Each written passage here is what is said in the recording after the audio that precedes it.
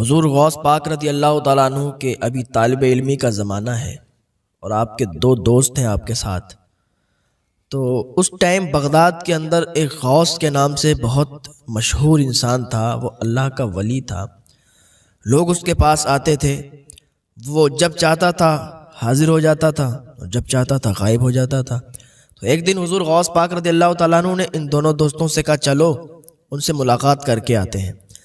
تو ایک دوست نے کہا کہ میں ایسا سوال کروں گا کہ وہ لاجواب ہو جائیں گے، میرے سوال کا جواب نہیں دے پائیں گے. دوسرے نے کہا ہاں مجھے بھی ایسا ہی ارادہ ہے، میں بھی ان سے ایک سوال کروں گا اور ان کو لاجواب کر دوں گا.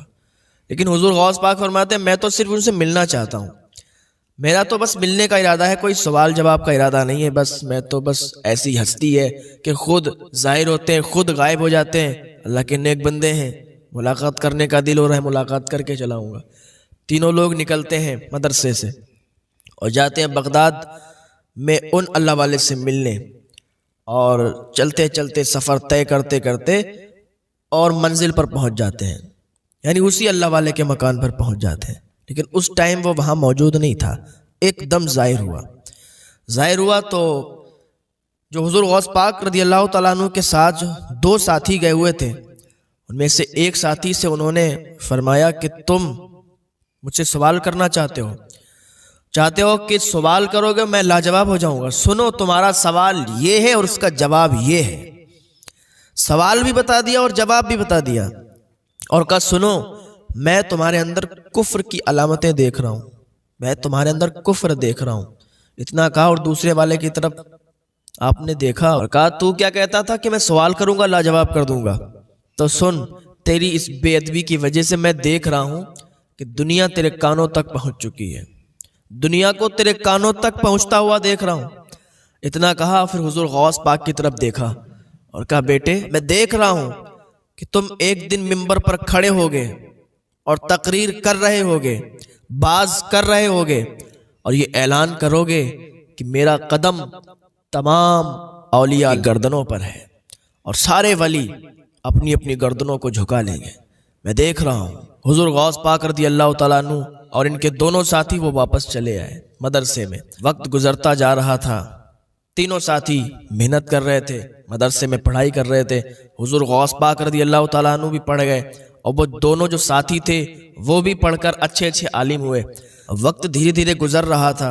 ادھر حضور غوث پاک رضی اللہ تعالیٰ عنہ بھی ایک جید عالم دین بن چکے تھے، ان کے وہ دوست بھی جید عالم دین بن چکے تھے. اب وقت وہ آ چکا تھا جو اس غوث نے کہا تھا، جو وہ غوث مشہور تھا، اس نے کہا تھا کہ بیٹے تم سچے ہو، تمہارا ارادہ سچا ہے، تم منبر پر کھڑے ہوگے بغداد کے اور ایسا ایسا کہو گے. تو وہ وقت بھی آ گیا کہ حضور غوث پاک رضی اللہ تعالیٰ عنہ بغداد کے منبر پر کھڑے ہوئے اور کہا تھا، آپ نے فرمایا تھا کہ میرا قدم تمام اولیاء کی گردنوں پر ہے. تو تمام اولیاء اپنی اپنی گردنوں کو جھکا لیا. اور یہ بات حقیقت ہے. حضرت سیدنا جنید بغدادی رضی اللہ تعالیٰ عنہ منبر پر کھڑے تھے، خطبہ پڑھ رہے تھے کہ ایک دم آپ نے اپنے سر کو جھکایا اور کہا میری بھی گردن پر، میری بھی گردن پر. تو مرید ہوتے نا، مریدوں نے دیکھا تو پوچھا حضور آپ کی گردن پر آخر کیا چیز آپ کی گردن پر؟ تو حضور جنید بغدادی رضی اللہ تعالیٰ عنہ فرماتے ہیں کہ ابھی مجھے الہام ہوا اللہ رب العزت کی جانب سے اور بتایا گیا کہ ایک ایسا ولی آنے والا ہے، ایک ایسا اللہ ولی پیدا کرے گا کہ جو بغداد کے منبر پر کھڑے ہو کر یہ کہے گا. ابھی غوث پاک آئے نہیں ہے پر دھوم مچی ہوئی ہے. کہتے ہیں وہ ایسا ولی آئے گا کہ جو تمام ولیوں کا سردار ہوگا.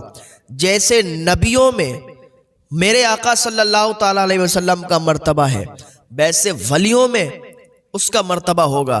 جنید بغدادی فرماتے ہیں کہ میں نے اپنی گردن اس لیے جھکائی کیونکہ مجھے ابھی معلوم چلا کہ بغداد شریف میں ایک ایسا ولی آئے گا جو بغداد شریف کے منبر پر کھڑا ہو کر کہے گا میرا قدم تمام اولیاء گردنوں پر ہے. تو میں نے عرض کیا مولا وہ کہے گا تب کہے گا، لیکن جنید ابھی اپنی گردن کو جھکاتا ہے اور کہتا ہے میری بھی گردن پر. سبحان اللہ. ابھی آئے نہیں ہیں حضور غوث پاک پر چرچے چل رہے ہیں، ذکر چل رہا ہے.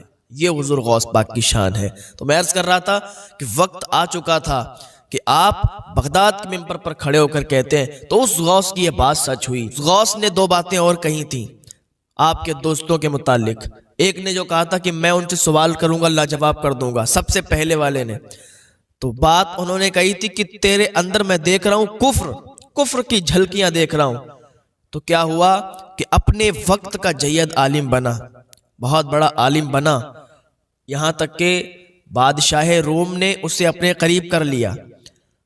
بادشاہ روم اس کو اپنے پاس بٹھانے لگا، اس کی عزت بہت کرنے لگا، تعظیم بہت کرنے لگا، یہاں تک کہ اس نے لوگوں کو چیلنج کرنا شروع کر دیا، لوگوں سے مناظرے کرنا شروع کر دیا، ایک اچھی خاصی عزت کمائی، مناظرے بھی جیتنے لگا۔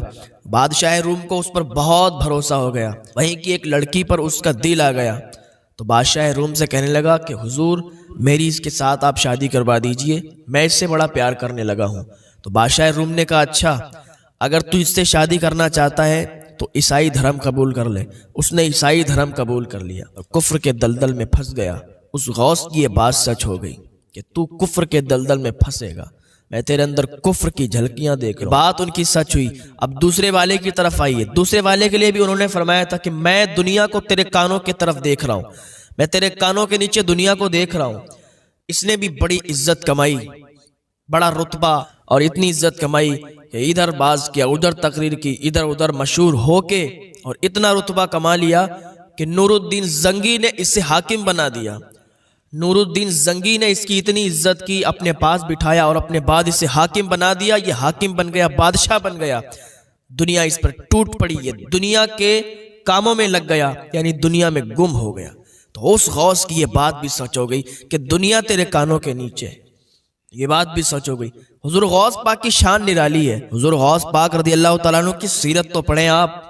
حضور غوث پاک رضی اللہ تعالیٰ عنہ پر ایسا بھی وقت آیا کہ 1 سال تک آپ نے کھانا نہیں کھایا، 1 سال تک آپ نے پتے کھائے ہیں، اور 1 سال ایسا آیا کہ آپ نے اپنے رب سے وعدہ کیا، اللہ رب العزت سے وعدہ کیا، اے مالک، اے پروردگار، جب تک تو نہیں کھلائے گا، جب تک عبد القادر کھائے گا نہیں، تو کھلائے گا تو کھائے گا، تو پلائے گا تو پیے گا۔